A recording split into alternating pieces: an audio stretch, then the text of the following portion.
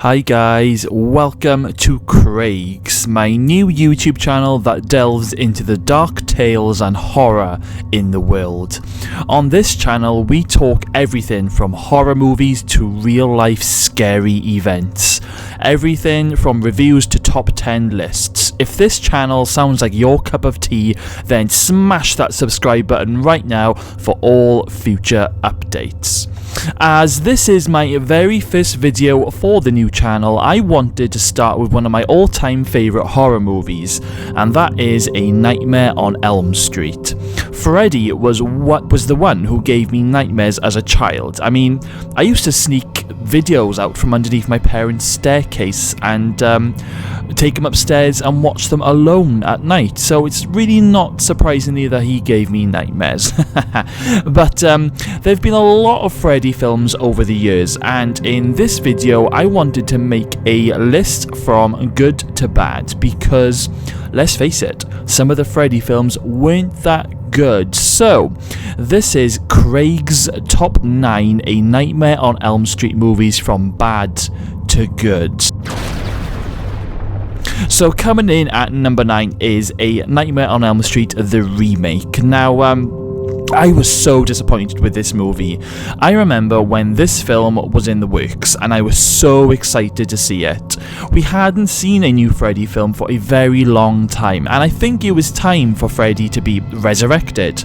However, Robert Englund, who played the original Freddy Krueger, he wasn't going to be in this movie, but I was willing to keep an open mind. I was just excited for a new Freddy film to hit our screens, and it was the first time where I was going to be able to go to the cinema to watch it. So when the day came for me to go and see this movie, I was on cloud 9, and then the movie started. This movie just had no oomph in it at all. The girl who played Nancy, she was just a little bit dull. And you know what, Nancy in the original, she was supposed to be the strong hero in the end, and this version of Nancy just didn't have that at all. It felt like the writers just made her as bland as anything. And I mean, there were far too many CGI moments in this movie, and the movie just lacked realism. There was no creative kill scenes. I think the best death of the whole film was the first guy right at the start of the movie when Freddy makes him slice his own neck open. But apart from that, the kill scenes were rubbish. However, I did like the atmosphere music that they used, because I loved the children singing in the background. I think that was the only good thing about the movie. But other than that, it just lacked everything else. There was so much that they could have done, but they didn't. There wasn't even like a proper dream sequence nightmare. I mean, every time somebody fell asleep, they would literally be walking around for 30 seconds with no atmosphere, and then Freddy's face would pop up and as a jump scare, and then that was it. I was really disappointed with this movie. What did you guys think of the remake? Let me know in the comments box below. Okay, so flying in at number 8, we have Freddys Dead, the Final Nightmare. Now, this movie wasn't too bad, but however, I could not stand the comedy element that they put in this movie. It all seemed a little bit silly for my liking, and I mean, Freddy films, they need to be scary, not funny, and I always hate it when horror directors do this. We want real horror, but unfortunately this movie had way too many stupid and silly moments, like Freddy being a witch on a broomstick, and Freddy playing the computer game. It just wasn't for me, this film. However, it wasn't a totally bad movie. It's a million times better than the remake that I've just been talking about, and it does have its good moments, and it is a movie that I will probably watch again, maybe on a hangover Sunday or something, or maybe if one of my friends hasn't seen it and they want to watch it for the first time, I'll happily sit there and watch it with them. But otherwise, this movie was a little bit meh. Anyway, coming in at number 7, we have A Nightmare on Elm Street Part 5, The Dream Child. Now, this film isn't bad at all, and the only reason why I've rated this one at number 7 is because around 20-25 minutes of this movie is a bit boring, but the nightmare scenes were great. It just didn't really keep me invested the whole time in this movie. It was the sort of film I could fall asleep in quite easily. I'm glad that we had Alice back in this movie, who was a lot stronger than in the previous movie, and I liked the story where Freddy was using Alice's unborn baby's dreams to get to everyone. It was very different to all the other films, and it was quite creative. There were some great death scenes where we had Greta being fed some guts that Freddy was taken out from a doll at the dinner table, and then we had the comic book nightmare. That was pretty good, but out of the rest of the movie that I'm going to be talking about in just a moment, I just think that this was the weaker one of them all. I did, however, enjoy the music. Okay, so coming in at number 6, we have A Nightmare on Elm Street Part 2, Freddys Revenge. Now, I know some of you might be thinking at this moment I'm insane, because I know a lot of you and a lot of people didn't like this movie at all, and to be fair, it is a little bit shit, but it's kind of shit that makes it good. And for me, what saves this movie is the music and the atmosphere, and the fact that Freddy is the proper dark Freddy that we all love in this movie. I always remember the bus scene at the beginning, and the sound that the bus makes when it's roaring through the desert. It always gave me chills. But a brilliant and disturbing scene in this movie is when Freddy comes out of Jesse's body. I just think it's a really, really scary moment, and the movie as a whole, for me, it was such a dark horror movie with quite good memories, because it was so dark and scary when I was younger. We didn't have the comedy Freddy in this film, which is brilliant, and but a lot of people call this one a bit of a gay-themed Freddy film, because we have Jesse and his mate Grady, and I can understand why people think this, because let's not forget the scene where the PE teacher Snyder, I think his name was, he bumps into Jesse in a gay bar, and he then takes Jesse back to the school and makes him do a workout in the middle of the night, which is all a bit creepy and weird. And then Snyder is then he's stripped of all his clothes by Freddy, and then he's spanked by a load of towels. So I can definitely see why it's classed as a bit of a gay theme going on in this movie. But as a whole, this is a dark and scary movie, and it's definitely not one of the worst ones that I've seen. I could happily curl up on the sofa, in the night when there's nothing on TV and there's a bit of a thunderstorm going on, the rain's battering the window. I could curl up on the sofa and watch this movie while the rain batters my windows. But what do you guys think of this movie? Did you guys actually like this one? Let me know. Okay, so now roaring in at number 5, we have A Nightmare on Elm Street Part 4, The Dream Master. Now, this was an okay movie. I quite liked it because we have the continuation on from A Nightmare Part 3 with Joey, Kincaid, and Kristen, even though Kristen is played by a different actress. But anyway, we were introduced to new character Alice, and she ends up playing a big part towards the end of this movie, and of course into the next movie, A Nightmare Part 5, but I think this movie is just basically, this is where it started to break the rules by giving Freddy a little bit of too much comedy. However, it wasn't overly done in this movie. There was definitely a lot of horror and scares in this one, with some really decent kill scenes. I think the only disappointing thing I would say about this movie is that the lack of the dark, dramatic atmosphere. It's completely gone in this movie. It had a little bit of a slight American cheesy feel to it with the music that they used. So it completely lacked everything from the previous movie, Nightmare Part 3, which I will go on to talk about later on. But aside from the music, it is a good film. I just think it could have been even better with the dark, dramatic music. But all in all, not a bad movie. Okay, so coming in at number 4, we have Freddy vs. Jason. Now, I actually watched this the other night with my partner, and I forgot how good it was.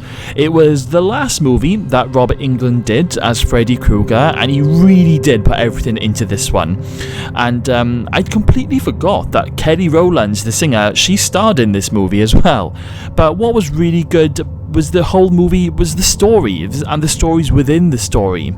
I love the fact that we were being led to believe that Laurie's dad was a murderer at one point, and it was a really good scene that they both had on the stairs when they had the showdown in the storm.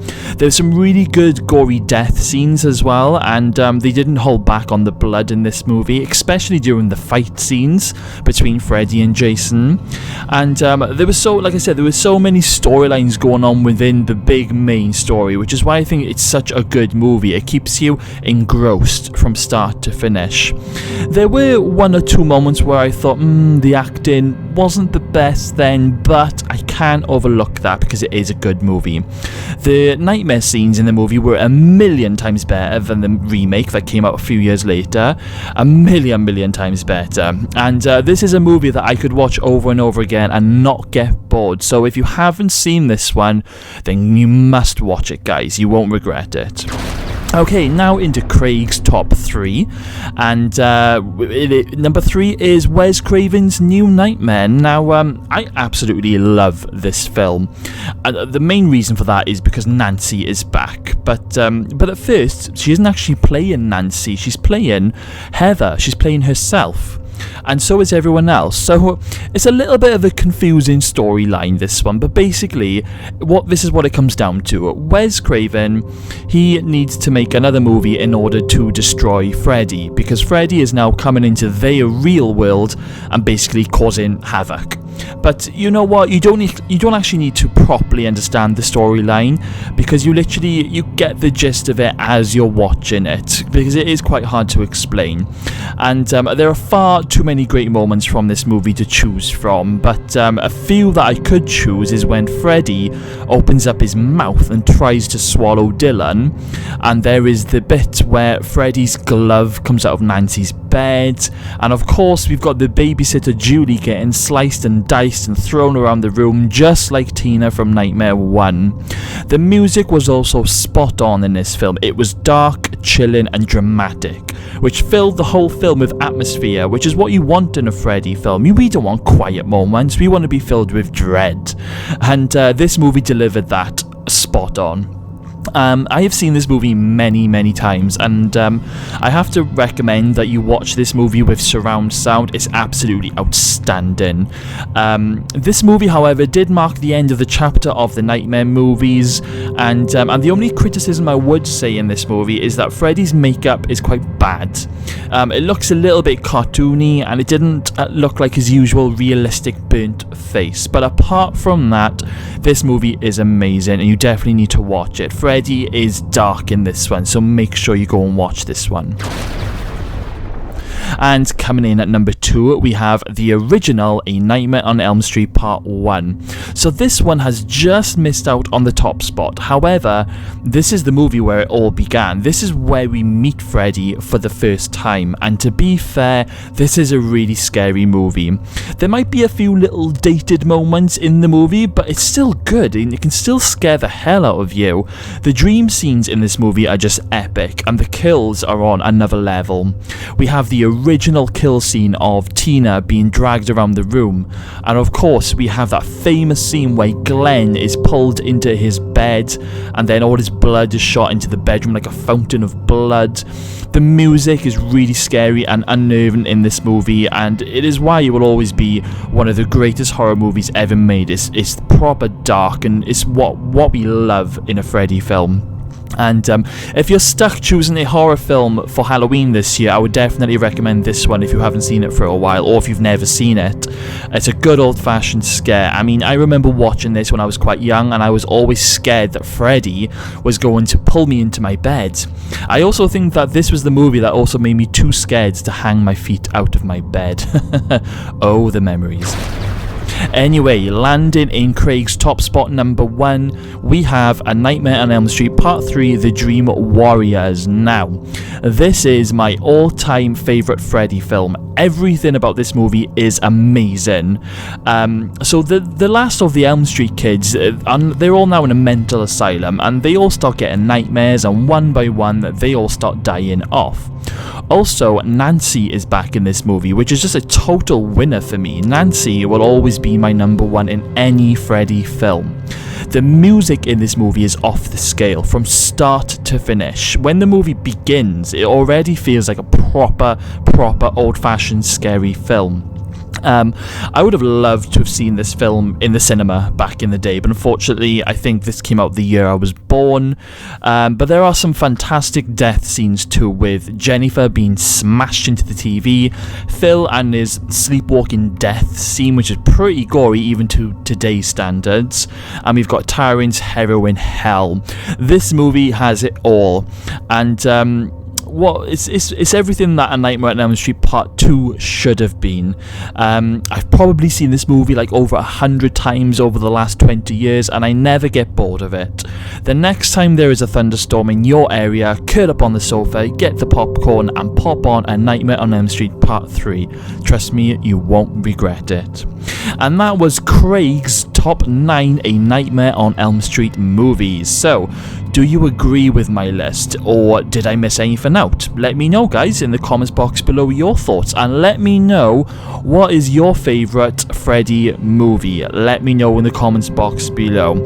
Okay, so if you have made it this far into the video, then thank you for sticking around. Make sure you smash that subscribe button, and I will see you all very soon.